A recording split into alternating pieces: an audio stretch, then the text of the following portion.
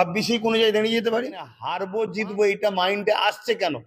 তখন তো মাইন্ডে আসবে যখন আমি যদি না জিততে পারি, এত টাকা খরচ করে ফেললাম, তুলবো কি করে?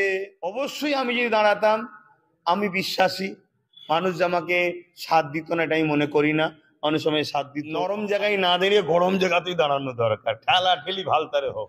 আইএসএফ এর একটা ভালো রেজাল্ট কিন্তু 26-এ হতে চলেছে। আমার রাজনীতিতে নামার আগে আমার আরো একটা জগৎ আছে, সেই জগৎটাও সেবারই জগৎ, কিন্তু রাজনীতির বাইরে। মিটিয়ে স্বচ্ছ সুন্দর সমাজ গড়ে তোলা, এটাকেই রাজনীতি বলা হয়, যেটা আমাদের রক্তে রক্তে রন্ধে রন্ধে না। আজকে 26-এ লোকেদের এই পানি তো রাস্তায় কলকাতায় বসে থাকা দরকার ছিল, আর না কি লোক তোমার মা বোনকে কাঁদতে হতো? কটা ঘটনা বলবো না, আনিস খানকে ছাদ থেকে পড়তে হতো। হ্যাঁ, তারা কি ডিউটি পালন করছে? তারা তো একা জিততে পারে, কিন্তু তার দলের যেসব কর্মীরা রয়েছে তারা বিনা জিতেও যেভাবে লড়াই